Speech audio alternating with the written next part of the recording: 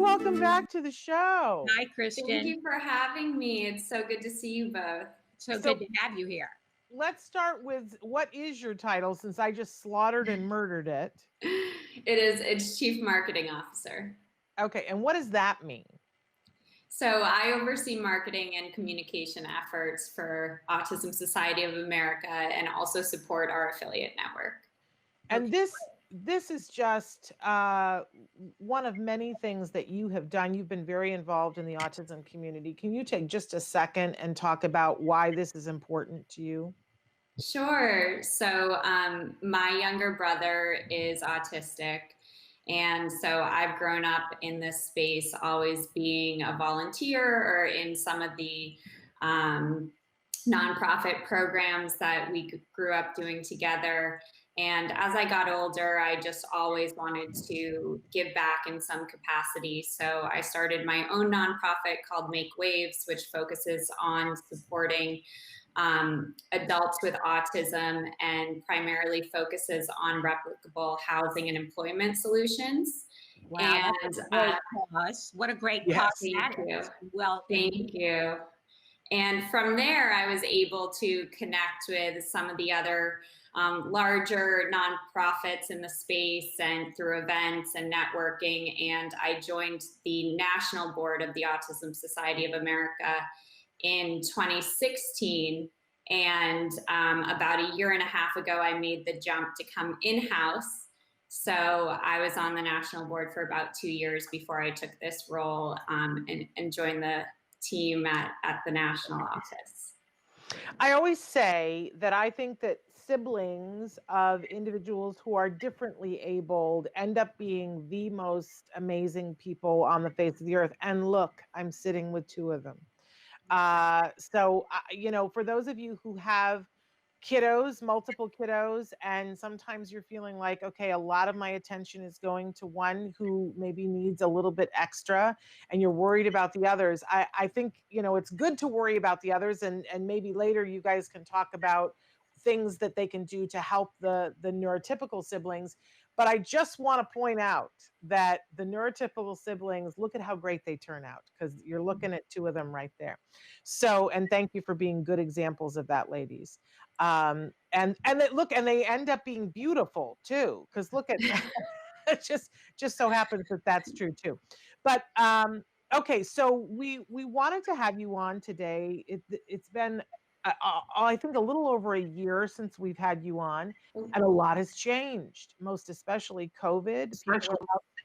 People are out there dealing with a lot of different issues, and I know that Autism Society of America has been responsive. Talk a little to us about, and hopefully are you hearing us okay? Yeah. Okay, so talk to us a little bit about COVID and what you're hearing and seeing and what Autism Society of America is up to. Yeah, absolutely. So it's obviously been a wild, 9 months now? Yeah. So I'm incredibly proud of our response efforts at Autism Society. We were actually the first national autism organization to really respond to COVID-19 in a truly comprehensive way. By March 20th, we actually launched a digital online toolkit that provides information and resources by topic for the autism community. And since that launch, that's been accessed over 125,000 times. From there, we've really expanded our efforts. Some of the earlier ones, we were lucky to collaborate with Make Waves, and we received a donation for 53,000 masks for our entire network to distribute to direct support professionals and residents in group homes. So we did that very early on in the pandemic so that we were getting PPE equipment to really the hardest hit areas when DSP workers weren't being considered essential workers at that time. So that was one of the things we kept hearing over and over, and we were trying to figure out how to support that part of our community. And then again, we really wanted to create a sense of community during this time. So we have, like many organizations, turned to the virtual world to unite everybody, and we launched our coronavirus information series. And that is a bi-weekly series that interviews self-advocates and autism experts or people in the service industry to really share various topics and are just meant to give advice and relatable experience during this time. So we've had about 27 episodes and almost 170,000 views, which is insane just to see the growth there and know that we've created something when feeling isolated and alone is such an unfortunate byproduct of what's happening right now. So where can we find these, Kristyn? Let's start with the guide. Where can people go to find that? Yeah, so you can find our toolkit and also social stories, which we've developed for using plain language and visual cues to help explain a lot of the scenarios happening. You can access that at COVID19.autism-society.org. If you can't remember that whole thing, you can also just go straight to our website, autism-society.org. And then our coronavirus information series is streamed live on our Facebook channel. So you can head over to facebook.com/Autism Society. Okay. And then for the, what did you call them again? You're doing basically podcasts, right? But what do you call video? Yeah, like live stream video interviews.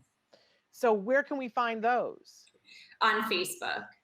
And we make announcements across our social media channels to let people know when those are going out and who's going to be joining. And again, that's on a bi-weekly basis. So you can follow us on Facebook, Twitter, Instagram, and get all that information as it's And your Autism Society of America on Facebook. Just Autism Society. Yeah, Facebook.com/Autism Society. Okay, wonderful. Those are great resources.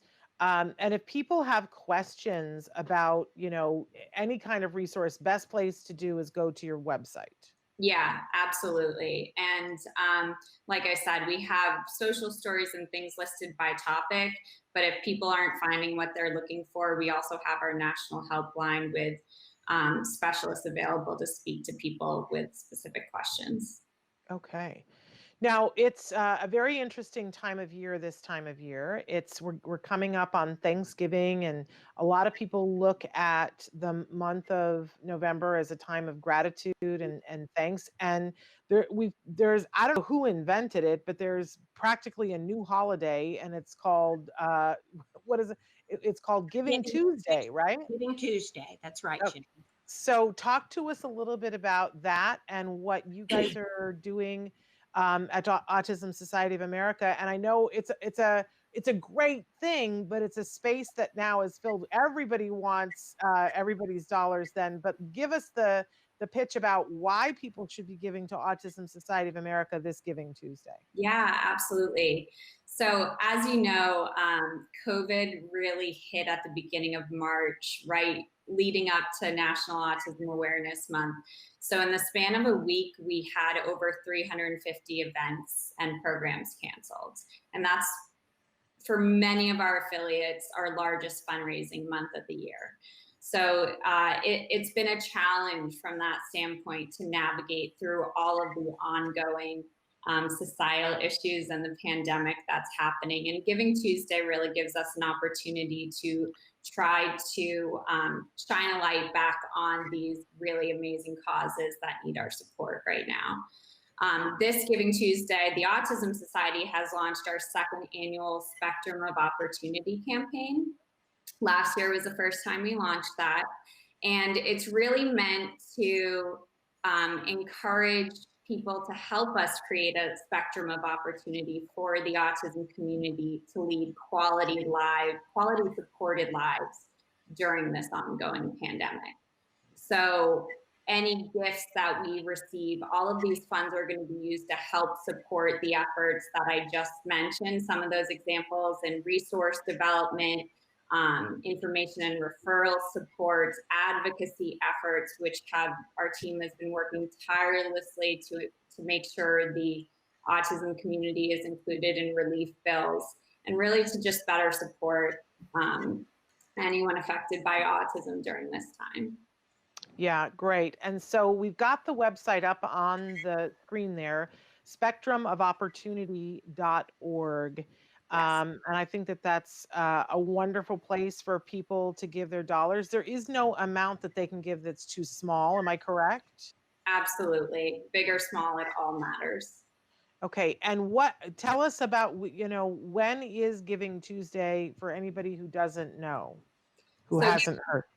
Giving Tuesday this year is December 1st, but we always encourage people, don't wait until December 1st. You can get involved now. You can host your own fundraiser on Facebook or a peer-to-peer option. You can opt out of Black Friday, opt into Giving Tuesday. And like you said, any amount makes a difference. Now, the last thing that we need to make sure that we talk about, I didn't even know this. You wrote to me about this and I was like, huh, what, where? That there is a caregiver support month. Nancy, did you know that there was a month set aside for caregiver awareness and support? I did not, but it's a wonderful idea. Kristyn, did you invent this? No, I wish I could take credit for that, but it's National Caregivers Month is a huge focus for us at National, and also Is it November or is it December? It's November. So we're in the middle of it and we didn't even know, Nancy. Yeah. This is shocking. I think sometimes caregivers are too busy to know, but what a wonderful thing that there's a month of awareness for that. And how are you celebrating that at Autism Society of America? I mean, it's just a great opportunity for us to recognize and celebrate all the caregivers that wear so many different hats day in, day out.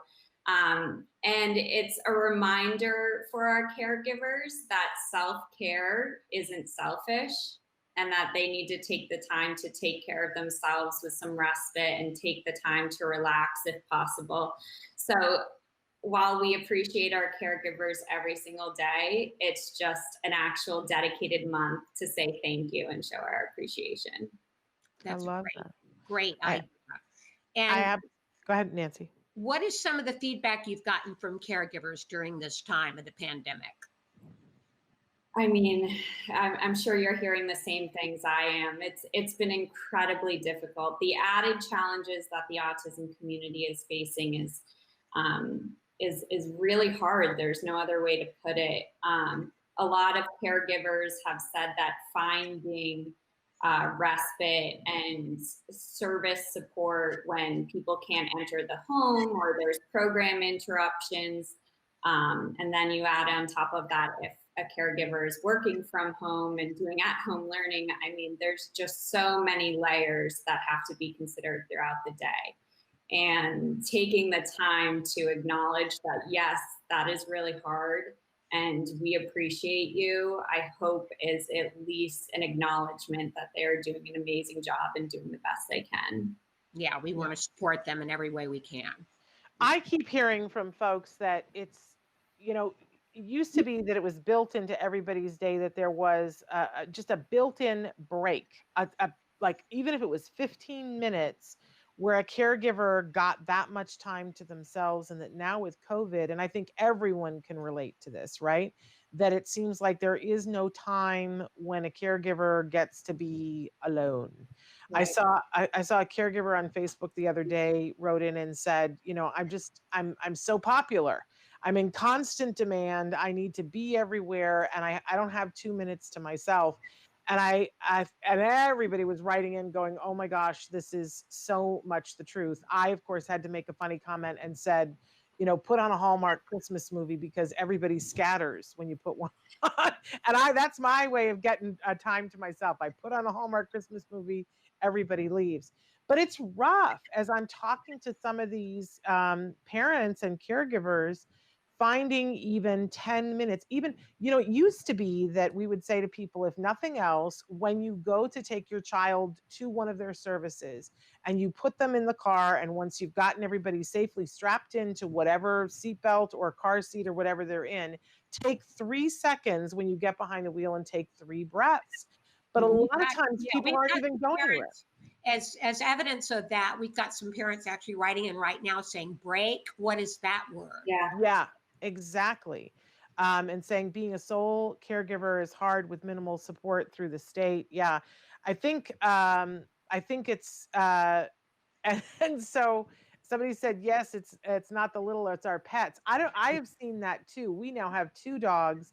And I was saying yesterday, just everybody stopped. Anytime I would go from one room to the next, it's like I'm the Pied Piper. The dogs go with me, and I'm like, guys, you don't have to go with me every time I go. Can I just walk from one room to the next without you coming with me? So it's everything. It is not even just our kids. It's absolutely everything coming at us. This is hard. And so I think having a month where we at least have awareness of it is great. But we're also asking parents to write in if you've got ideas so that somebody can take a break. If you've got something that's particularly wonderful. I love somebody asked for Carson Swayze's address again. And thank you, Kirsten. One of our viewers wrote it in. It's on Facebook right now, you guys. So take a look there. What did you want to say, Kristyn? Yeah, I would also add that, our affiliate network has done an incredible job of doing that transition into virtual programming. So we, last year, for example, we had 38,000 people around there attend our support groups. And that's caregivers, parents, people with autism, adults with autism, every kind of group there is. But I would definitely encourage people to also find out if the Autism Society affiliate in their area offers an online support group. I know Central Virginia, for example, Autism Society of Central Virginia, in the first month of the pandemic, quickly got everything over online and had 1,100 people participate in their online programming in that first month in April. So it's very much needed. And I know that we're working hard to make that safe space, that community feel, even when we can't do it in person together. So if anyone does want to find support from that aspect as an opportunity to relate, vent, connect, whatever that need is, definitely head over to our website and we can get that information available to whatever you need. Wonderful. And since I've got the 2 of you here, I'm gonna be terrible and take advantage of it, and ask you both, because there are a lot of people that wrote in earlier and said, that they have siblings that are quote unquote neurotypical. This is a hard thing for a parent, and I wondered if both of you could just share even one thing that made a difference for you when you were growing up with a sibling that was facing other challenges. What helped you that your parents may have done or that someone else did? What was good for you? Kristyn, do you have something to respond to that? So I think it's not specific, it's more generalized, but I just grew up in such an open home that inclusion was just built into my mindset from an early age. So, I grew up in the early 90s and autism wasn't really used a lot in everyday language. So I grew up thinking my brother had special needs, and that was kind of the terminology I used, but it was never discussed as a negative, and we just addressed every challenge or issue as a family. So I grew up in a very kind of close-knit, inclusive family unit, and I'm incredibly fortunate. So I do always just say there's no right or wrong experience as a sibling. My experience could be very different from the next person, and that's okay. But I valued that my parents really made kind of normalized everything and had that inclusivity in everything that we did. So my brother was always included with my friends and activities and things like that. I had a Wonderful. very similar experience growing up. David was incorporated into every aspect of our lives, and I didn't really know of Down syndrome as a disability until later. I mean, it was um, just accepted that he was part of the family and part of the community, and did the activities that we all did. Yeah, what a wonderful, I mean, I can't imagine, I'm sure that there were difficult times for the family. There were difficult times for your brothers and there were difficult times for you guys, but what a wonderful way of growing up and having that already instilled in you that everyone gets a seat at the table. Because that's, I know what you guys are all, what you're trying to do in your work and your lives is further that so that everybody does that and says everyone deserves a seat at the table. Well, I just, it's such a thrill always to have you here with us, Kristyn, and we're big fans of the work that you're doing over at Autism Society. It's been such a bummer this year. There have been so many things that we look forward to on a yearly basis that have not happened. I was just remembering the other day, I think the last time that I saw you was at the Aut Fest a year ago in September. And it was just such a lovely, lovely event. And I had that moment. I was like, oh, we're not getting to do this next, but hopefully next year we'll have the opportunity to do that again. There've been so many wonderful things now. I feel like Aut Fest has shined a flashlight in a place where there's so much growth. There are more and more films and television that are featuring individuals on the autism spectrum. And in the last few years, they've been doing it more and more with actors on the autism spectrum. So I can't wait. I hope you do get to do it next year. And I can't wait to see what some of the things will be that you featured. But I loved, if people have not watched last year, one of the things that debuted at your Aut Fest was Everything's Gonna Be Okay. That's on the Freeform network. And it's one of my favorite things. Nancy, have you seen that I show? have not seen it. I have not seen it. Oh, I almost like envy you because now you can binge watch the whole first season all at once. And let me just tell you, you need to like get a seatbelt. And I every single episode at some point I find myself going, "Oh my goodness, they're not going to go there, are they?" It's And then called Everything's Going to Be Okay. and it's so good, Nancy. And what channel, again, can I find it on? So it's on something called Freeform, and you Okay. probably have it on your cable provider. So you'll want to check, but you can also watch it. I believe it's on Hulu, and you can watch it on Hulu. But it is um, it it is shocking and fabulous and remarkable, and it will singe off your hair. But I will tell you, I'm a better parent for having watched that show. Wow, that's quite a recommendation. Yeah. Yeah, but like fasten your seatbelt because he takes you on a ride. Whoo! And I was so excited to be there and watch, I had seen it a couple of days before because you guys shared it with me, and I couldn't wait to see how the autism audience was going to respond to it. And they loved it. Did They they really not, Kristyn? They so loved it. It was absolutely amazing. I think it's one of the more fun things I've ever been at live was to watch that audience watch that first episode because it is, ooh, get ready. I don't think I've ever seen anything as shocking as it is on television. Am I just like very pedestrian, Kristyn? Or No, I think they do an amazing job of tackling a variety of different topics. And in the autism realm specifically, they have a neurodiverse cast.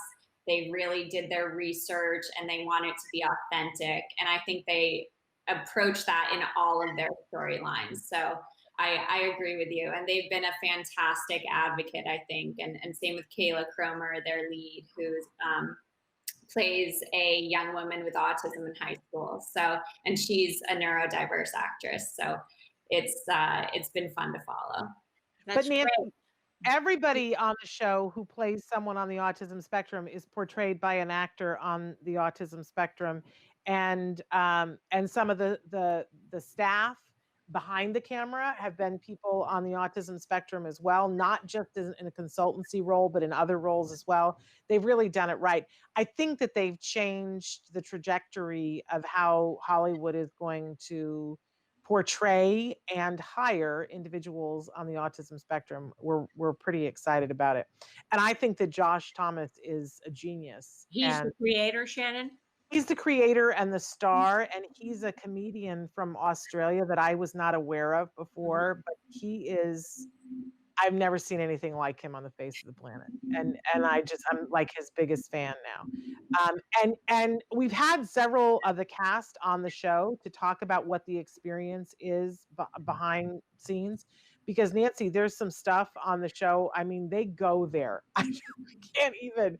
And every time, you watch an episode and you go, what? No, maybe they'll get to that in an arc 3 episodes. No, they get to it right there. It's crazy fast the way but I mean, they deal with sex on the autism spectrum, and they deal with a lot of different things. And it's just so honest and fresh. It's crazy good. Crazy, crazy, crazy good. I highly recommend it. But if you're someone who, I don't know, maybe I'm just old. Maybe it's not all that shocking. I don't think so, though. I think it's pretty shocking. I think it's groundbreaking. That's the word I want to say. Okay, so is it adult fare? It's not for kids then? Yeah, I would say it's not for kids, but I think if you have a teenager on the autism spectrum, you need to be watching it, and then once you watch it, then see if they're ready for it. But it deals with stuff. Stuff happens, and it's never, you never know which direction it's going to come from, and just when you think you have it figured out, he takes you to another place. I said I'm a better parent for having watched it. And I believe that. So that's about as high praise as I can give. Right. And so thank you to Autism Society of America for showcasing so many wonderful films and TV shows. Again, we miss AutFest and look forward to it coming back next year, hopefully when we're out of all this madness. Right. Anything? And before we let you go, Kristyn, is there anything else you want to share from Autism Society of America? We covered so much today. I just hope that if anyone's in need of support specifically for COVID-19 or other issues, please head to our website, autism-society.org. And if you're interested in participating in our Giving Tuesday efforts, you can visit spectrumofopportunity.org to learn more. Yeah, we want to encourage everybody to give, because these remarkable campaigns couldn't happen without the support of the public, right, Kristyn? Absolutely. Kristyn, thank you so much, and thank everybody over at Autism Society for us. Thank you so much. It was great seeing you both. Have a good rest of the day. Bye-bye. Thank you. Take care. Bye-bye.